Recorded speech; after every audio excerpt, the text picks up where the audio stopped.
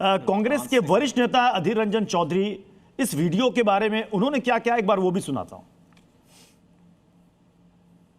पता नहीं क्या सच क्या गलत, हो भी सकते हैं नहीं भी हो सकते हैं, क्योंकि आजकल तरह तरह की बात सोशल मीडिया में आते जाते रहते हैं।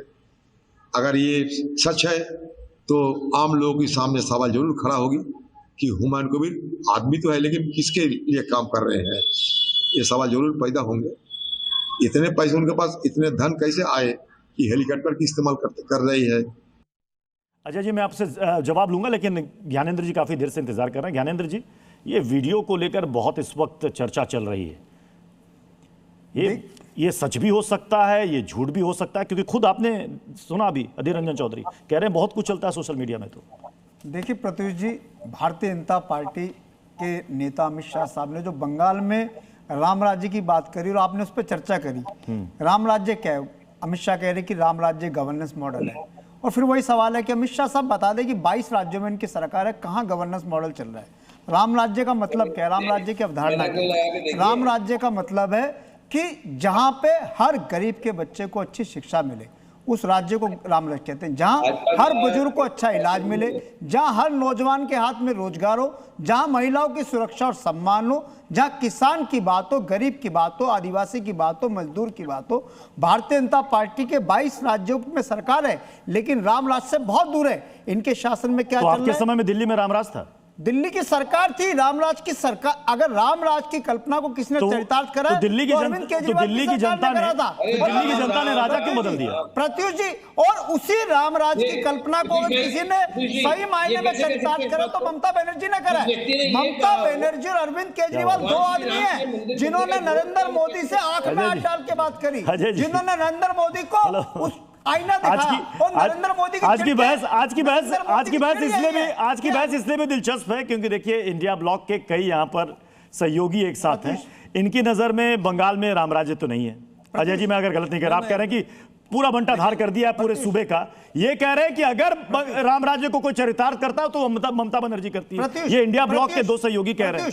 हम पहली बात तो इंडिया ब्लॉक अब छोड़ चुके हैं, कह चुके हैं। ओके, दूसरी बात कि ममता बनर्जी की सरकार पिछले 15 साल से बंगाल में है, और बंगाल के गरीब आदमी को, आम आदमी को, किसान को, मजदूर को, मध्यम वर्ग को अगर किसी ने सम्मान की जिंदगी देने का काम करा, अजय जी आपके पास आ रहा हूं। अजय जी, जो वीडियो जो बयान जो हमने चलाया अधीर रंजन चौधरी सीनियर देता है, वो भी खुद मान रहे हैं कि इस वीडियो में डाउट है। वो कह रहे हैं गलत भी हो सकता है, सही भी हो सकता है। आजकल एआई से बहुत सारे वीडियो बनते भी हैं और बात सच है, चूंकि हम लोग तो कोई जजमेंट देने वाले व्यक्ति नहीं है और टेक्नोलॉजी भी इतनी हम लोग की नहीं है व्यक्तिगत, जब तक कि उसकी जांच न हो जाए। लेकिन इस बात पर तो तथ्यात्मक तौर पे ध्यान देना होगा कि एक वैसा व्यक्ति हुमायूं कबीर जो भाजपा से आया, टीएमसी में रहा और अब वो हेलीकॉप्टर पर प्रचार कर रहा है और हिंदू मुस्लिम वहां पे माहौल बनाता है। एक तरफ से शर्मा जी को अच्छा लगता है, दूसरे तरफ से दूसरे शर्मा जी को अच्छा लगता है। अरे भाई, ये राजनीति वहां पे जनता की होगी या कि मुसलमान की होगी? नहीं, आपने कहा कि हेलीकॉप्टर का खर्चा, आपने कहा हेलीकॉप्टर का खर्चा आखिर कहां से आ रहा है? भाई, हेलीकॉप्टर से उड़ने के लिए कितने पैसे लगते हैं? शौकत अली है, एआईएमआईएम के नेता हैं और ये एआईएमआईएम के, एक सेकंड, बीजेपी के एआईएम के वहां के प्रेसिडेंट हैं। वो उन्होंने कांग्रेस पर क्या कहा है उन्होंने पोस्ट करके मैं आपको बता देता हूं। कांग्रेस ने पिछले विधानसभा चुनाव में बंगाल में एक भी सीट नहीं जीती थी।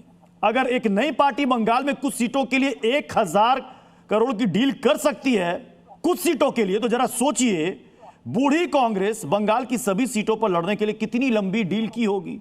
कांग्रेसी नेताओं का सौदेबाजी का इतिहास तो काफी पुराना है। देखिए, ये एआईएमआईएम के नेता कह रहे हैं कि पहले अपना इतिहास उठाकर देख लो सौदेबाजी का। अब देखिए, अब ओवैसी साहब के बारे में मैं क्या पूछूं और क्या बोलूं। आप सब जानते हैं कि बी टीम है भाजपा का और उनको दिक्कत होगी, दर्द होगा।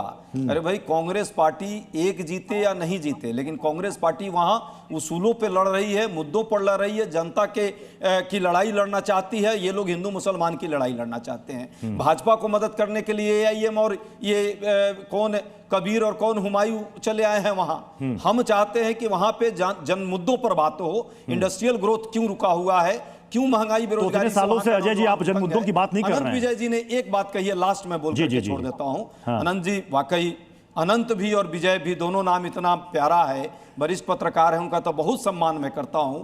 बस कभी कभी चश्मा चेंज नहीं करते हैं, उसका पावर का थोड़ा ऊपर नीचे हो तो उसको चेंज करना चाहिए। ये व्यक्तिगत टिप्पणी मैं नहीं कर रहा हूं। आपके वैचारिक आधार की बात कर रहा हूं। यदि वैचारिक आधार को न्यूट्रलिटी में आप लाएं तो आप समझेंगे कि हमारे लिए प्रधानमंत्री और मुख्यमंत्री महत्वपूर्ण नहीं है, देश की जनता महत्वपूर्ण है। भाजपा के लिए वाकई सिर्फ प्रधानमंत्री और मुख्यमंत्री महत्वपूर्ण है। भाजपा में और कांग्रेस में ये अंतर है। और राम राज्य की बात जहां तक थी, अल्लाह ईश्वर तेरे नाम में भी किसी को कोई आपत्ति नहीं होना चाहिए। हो सकता है कि वो टेक्निकली आप सही हो, पर अल्लाह और ईश्वर कहने से क्या अंतर है? ये तो समरस समाज, सर्वधर्म समभाव, वसुधैव कुटुंबकम की। अब देखिए, हम अनंत विजय जी के बारे में बात कर रहे हैं। देखिए शर्मा जी को कितना दर्द हो रहा है। अरे भाई आप ही के व्यक्ति हैं, हम समझते गए बात। अरे हमने कह दिया शर्मा जी आप परेशान हो रहे हैं। अरे अनंत विजय जी वरिष्ठ हैं, अच्छे व्यक्ति हैं, चश्मा बदलने की बात मैंने कह दी, कितना परेशान हो गए। शर्मा जी आप अनंत विजय के लिए इतना क्यों परेशान हो रहे हैं भाई? इसी तरह चुनाव आयोग के अनेक के लिए आप हो जाते हैं, आप इसी तरह ओवैसी के लिए हो गए, अनंत सर अच्छा के लिए इतना परेशान आप होइएगा। आपने अनंत विजय सर के लिए कहा, तो अनंत विजय सर कुछ कहना चाह रहे हैं, उसका जवाब भी ले लेते हैं। हाँ, अनंत विजय सर, जनतांत्रिक तरीका। मैं तो बस डॉक्टर अजय उपाध्याय जी को अकादमिक वाला डॉक्टर समझता था, लेकिन ये नेत्र विशेषज्ञ भी हैं, ये आज मुझे पता चला। चश्मा का पावर वावर की सलाह दे रहे हैं, तो डॉक्टर साहब मैं आपसे मिलकर चश्मा बदलने के बारे में विचार कर लूंगा।